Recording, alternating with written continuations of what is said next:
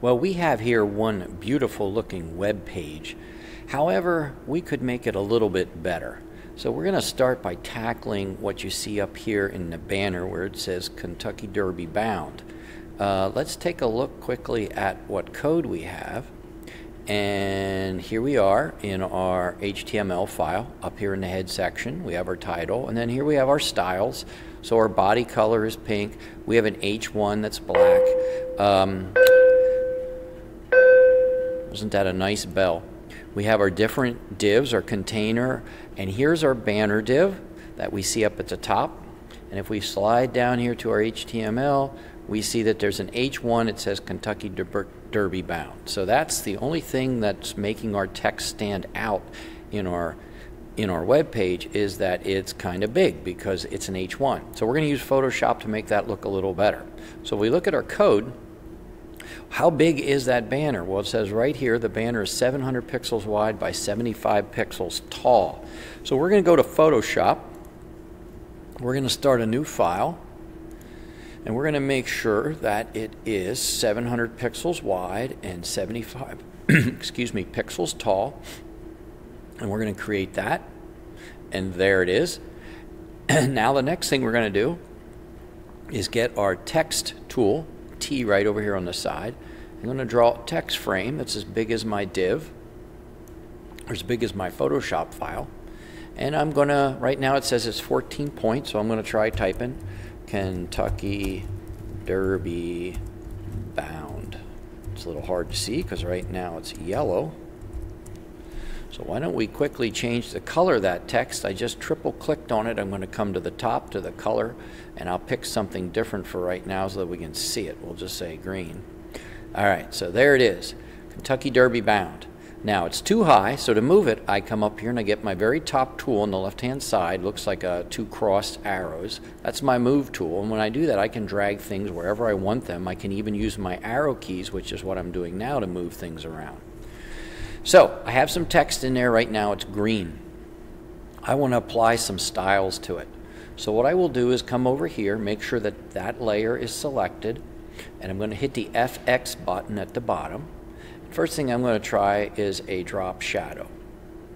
And I add a drop shadow to it, and if you look closely you can see that it's appearing right there under the letters. I can adjust some things like the angle of where the sun would be coming from, and I like to do it from like about 1030. I'm going to leave everything else the same for right now. I'm going to say OK. Another thing I think it could probably use is a little bit of a line or a stroke around the letters. So I'm going to come back to the FX button down here in the bottom right. I'm going to say add a stroke. And right now it's going to be a 2-point stroke, and you can see how that looks, and that looks about appropriate, so I'll say OK. And that's not looking too bad. All right, now the only thing is this is going to be on a light green background, so I'm going to change this color back to yellow.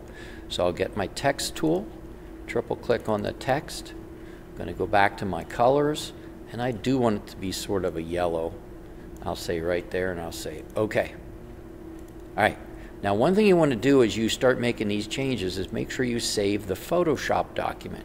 So I'm going to do a file, save, and this is going to be a Photoshop document, and you can tell because right here in the file type it says Photoshop, and I'm going to make sure I'm in the correct folder. I do want to be in my Photoshop demo, and I'm going to call this banner.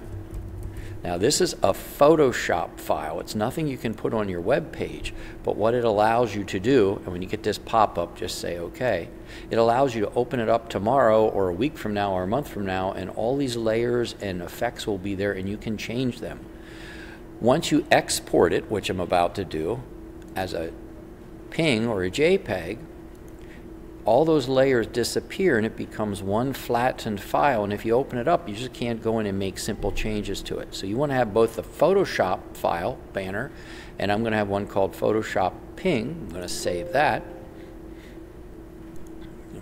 And now that I've created a Photoshop PNG, I can come back to my document, and down here in my banner div, in my HTML, rather than have an H1 that says Kentucky Derby Bound, I'm going to have an image tag,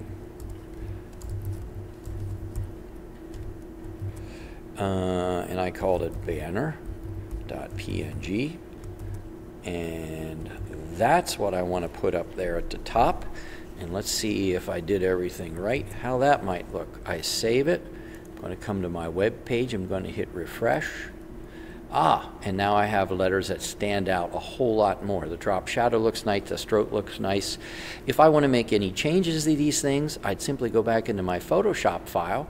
I could come here and add more effects to it if I want, and I encourage you to play around. I'm going to try bevel and emboss, see if that does anything. Let's see, I'm going to say inner bevel, okay. And if I want to see what that did, I'll simply do another file, export, quick export as a ping.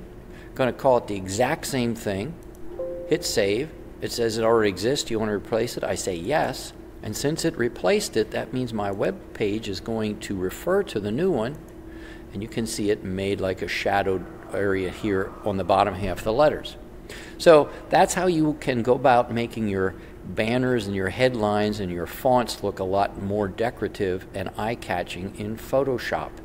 Just be sure that you're saving a Photoshop file, a PSD file. If I go back here to my folder, you want to have a PSD file. That means you can go in and make simple edits, but you also have to then export it as a PNG so that you can load it onto your web page. That's the end of making banners with Photoshop.